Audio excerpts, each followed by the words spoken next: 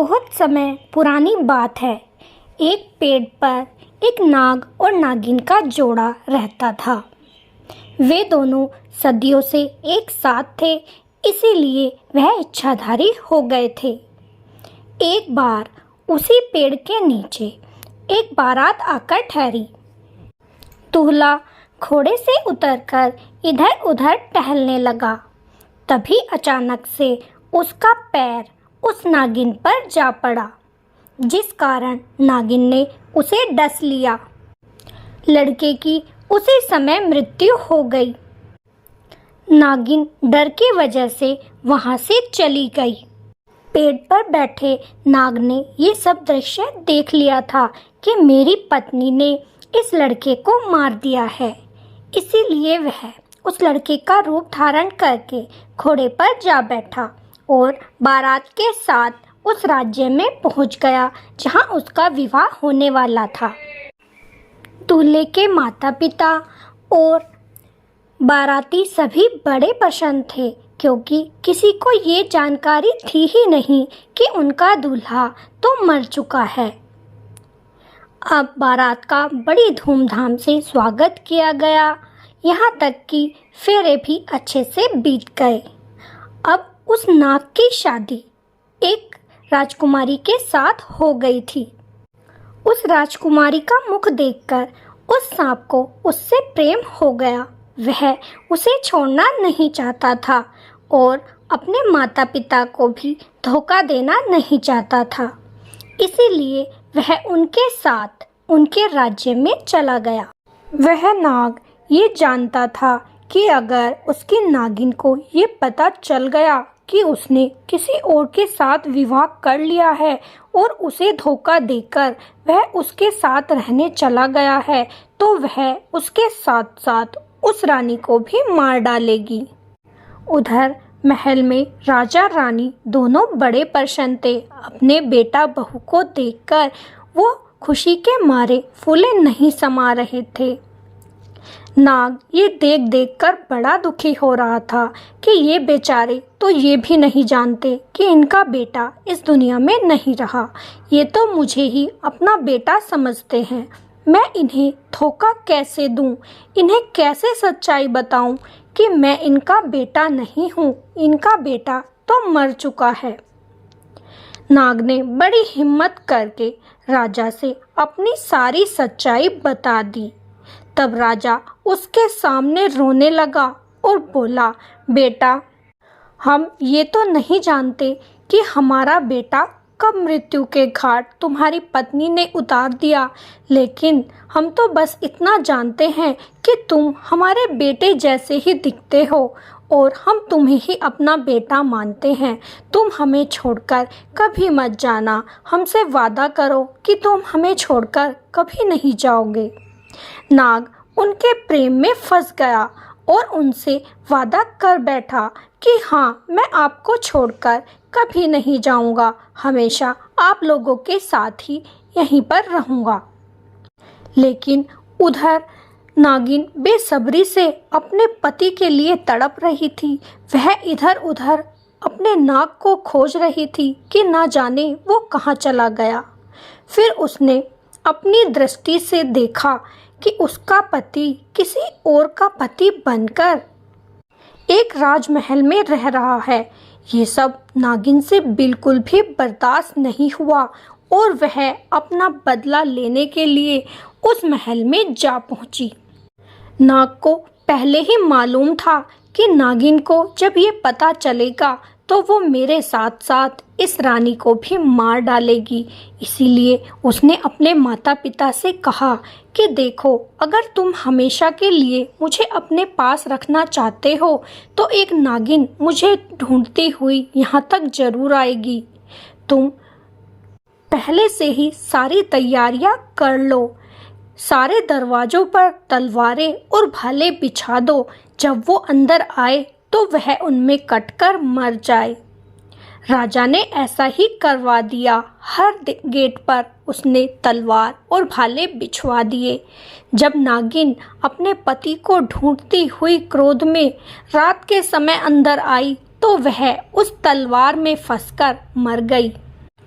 अब उस नाग को किसी बात का कोई भय ना था कि मेरा कोई और बाल भी बांका कर देगा। वह खुशी खुशी अपनी पत्नी और अपने माता पिता के साथ उस महल में रहने लगा।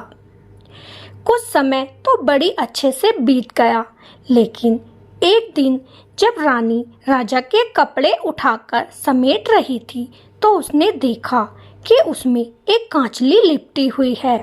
कांचली को देखकर रानी को अपने पति पर संशय होने लगा कि जरूर इनका कोई और भी रूप है, ये मुझसे कुछ न कुछ जरूर छिपाते हैं। मुझे इस बात का पता लगाना पड़ेगा। वह एक दिन अपने पति से बोली कि मेरा समुद्र के किनारे घूमने का बड़ा मन है, क्या आप मुझे वहां पर घुमाकर लेकर आओगे? राजा ने अपनी पत्नी की ये इच्छा पूरी करनी चाहिए और उसके साथ समुद्र के पास घूमने चला गया। रानी बोली, चलो जी, समुद्र के अंदर हम नहाते हैं। दोनों नहाने लगे। तब रानी बोली कि आप मुझे अपनी सच्चाई बता दो, नहीं तो मैं इस समुद्र में डूबकर अपने प्राण खो दूंगी। राजा रानी से बड़ा प्रेम करने लगा था, वह उसे खोना नहीं चाहता था। पहले तो उसने उसे बहुत समझाया कि रहने दो, मेरी सच्चाई जानकर तुम क्या करोगी, बड़ा पछताओगी।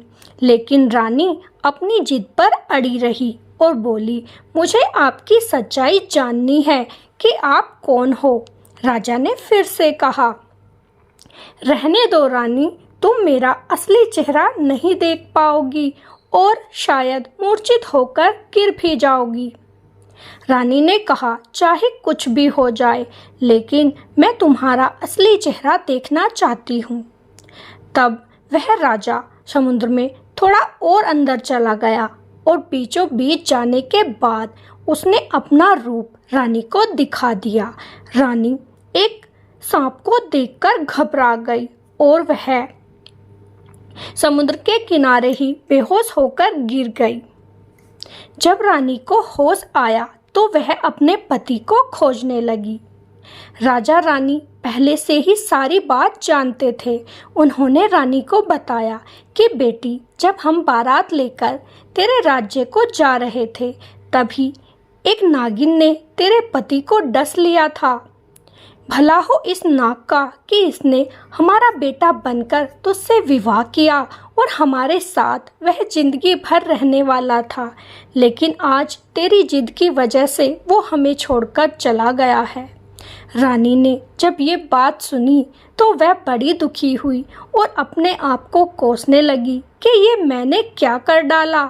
मेरा पति मुझसे दूर हो गया, अब मैं उसके पास कैसे जा पाऊंगी। बेचारी बड़ी परेशान थी। तब राजा ने एक पंडित जी को बुलाया और उनसे सारी बात कही। पंडित जी बोले कि तुम सभी नागों को अपने यहाँ पर दावत पर आमंत्रित करो। अगर तुम्हारा बेटा यहाँ आएगा तो वो सीधा दूध के कटोरे के पास ही जाएगा, क्योंकि वह बहुत दिन से पानी के अंदर ही रह रहा था। लेकिन अगर और सांप यहाँ आएंगे तो वो पानी के साथ साथ दूध भी पिएंगे। ये बात राजा को ठीक लगी। उसने ऐसा ही किया। धीरे धीरे पूरे राज्य भर के सांप वहाँ आने लगे। कोई पानी पीता, कोई दूध पीता और वापस चला जाता। लेकिन बहुत इंतजार करने के बाद एक सांप वहाँ आया। वह सीधा दूध के कटोरे के पास जा पहुँचा, जिसे देखकर राजा समझ गया कि हो ना हो यही मेरा बेटा है। उन्होंने उस सांप के पास जाकर कहा, बेटा हमें माफ़ कर दे, अपने असली रूप में आ जा, हम तेरे बिना नहीं रह सकते। सांप अपने असली रूप में आ गया। तब रानी उससे लिपट गई और बोली, मुझे माफ़ कर दो, मैं आपके इस रूप के साथ भी रह लूँगी। मैं आपसे बड़ा प्रेम करती हूँ। आप चाहे नाग हो या कोई भी योनि के हो, मैं आपके साथ ही अपना पूरा जीवन बिताना चाहती हूँ। आपके सिवा मैं किसी और के बारे में सोच भी नहीं सकती। राजा ने जब अपनी पत्नी की ये बात सुनी तो वह खुशी से रोने लगा और अपनी पत्नी से बोला, हाँ प्रिय, मैं भी तुम्हारे बिना बिल्कुल भी नहीं रह सकता। इसीलिए तो मैंने अपनी नागिन तक को मरवा दिया और तुम्हारे साथ रहने आ गया। अब मुझसे कभी भी ये प्रश्न मत करना कि मैं कौन हूँ। अब राजा, रानी और उसके माता पिता सब खुशी से रहने लगे और उसके बाद उनके जीवन में ऐसी कोई कठिनाई नहीं आई जिसका सामना उन्हें करना पड़े। तो आपको ये कहानी कैसी लगी कमेंट में ज़रूर बताइएगा। अगर अच्छी लगी हो तो वीडियो को एक लाइक ज़रूर कीजिएगा। फिर मिलेंगे। राधे राधे, जय श्री कृष्णा।